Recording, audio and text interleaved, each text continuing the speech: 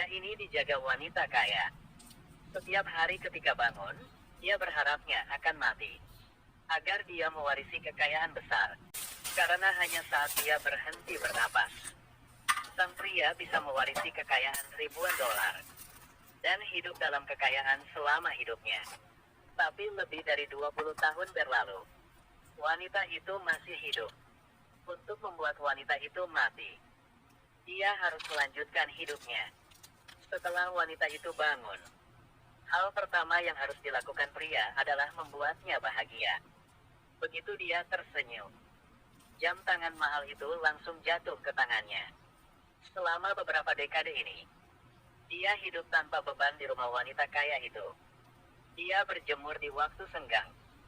Saat lelah, seseorang akan memijatnya. Untuk membahagiakan wanita kaya itu, dia ingin mengajak wanita kaya itu keluar untuk membeli hadiah. Wanita kaya itu langsung senang setelah mendengarnya. Dia berlangkah dengan kaki berusia 80 tahunnya ke atas untuk merias. Saat dia menyelesaikan riasannya, pria itu langsung membawanya ke toko mobil. Jelasnya, dia ingin atas nama membeli hadiah, untuk membuatnya membeli mobil. Dengar wanita kaya itu berkata, ada begitu banyak mobil di dalam rumah sehingga tidak ada tempat parkir. Pria itu segera memasang ekspresi manis. Wanita kaya itu tidak punya pilihan selain mengeluarkan uang untuk membelikan untuknya. Tapi setelah dia menyetir kembali ke rumah, dia menemukan di depan rumahnya ada mobil lain. Pria pemarah sesaat langsung berkemas barang bawaannya dan bersiap untuk meninggalkan rumah wanita itu.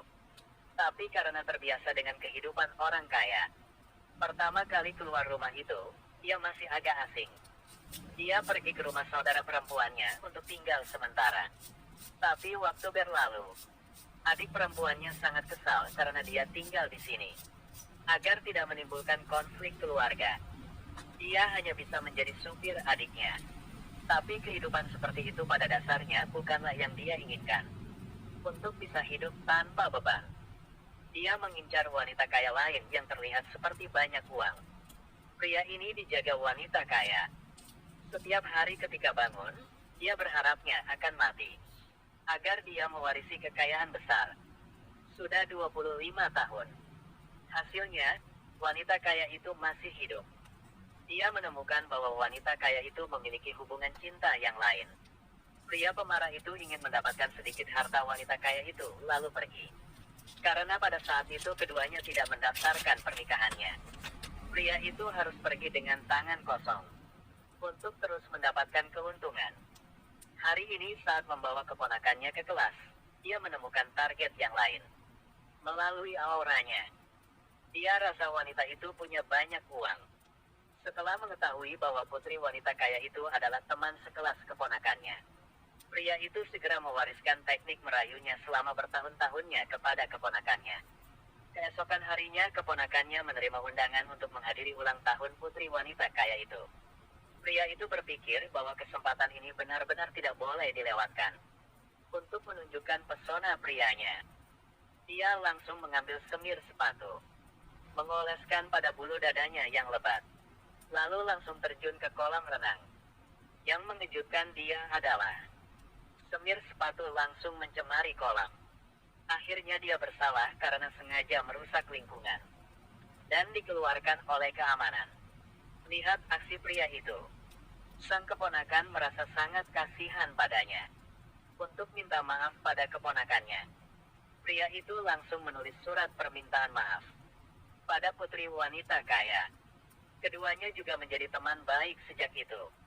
Melalui saran adik perempuannya, pria itu juga sadar bahwa dia tidak bisa terus memanfaatkan keuntungan orang lain lagi.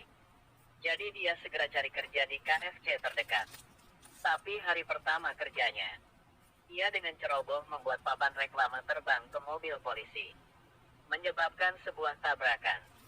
Setelah kejadian ini, dia berpikir bahwa bekerja pada dasarnya tidak cocok untuknya. Saat dia memikirkan kapan harus berhenti kerjanya, pesan untuk berkencan dengan seorang wanita kaya menarik perhatiannya. Dia memutuskan untuk melangkah ke jalan mengejar wanita kaya lagi, untuk mendapatkan keuntungan. Sepanjang hidup makan tanpa beban, pergi ke salon kecantikan. Dia memutuskan untuk mengubah penampilannya dan ikut pertemuan kencan wanita kaya dengan kondisi mental terbaik. Tapi saat dia datang ke pertemuan itu, dia perhatikan bahwa sang pria di sebelahnya sedang mengintip ke arahnya. Ternyata dia juga menyukai wanita kaya ini. Untuk mendapatkan wanita kaya di depannya, dua orang mulai saling berkelahi. Dengan cepat menarik perhatian semua orang. Keponakannya sekali lagi dipermalukan. Adiknya setelah mengetahui ini, langsung mengusir pria itu dari rumahnya. Katakan padanya untuk keluar dan hidup sendirian. Pria ini melihat adiknya mengusirnya. Dia menyeret koper untuk pergi. Entah sudah berapa lama kemudian, adiknya tiba-tiba menerima bisnis besar. Sebuah helikopter perlahan mendarat di tanah. Wanita kaya itu turun dari atas. Dan di belakangnya adalah sang kakak laki-laki yang suka uangnya. Ternyata, setelah dia pergi, dia bertemu dengan seorang wanita kaya lain. Tapi kali ini dia tidak menikmatinya sendirian, tapi ingin membantu anggota keluarga untuk mencapai puncak kehidupan. Mungkin saat ini, baru pada saat itulah dia benar-benar memahami nilai ikatan keluarga.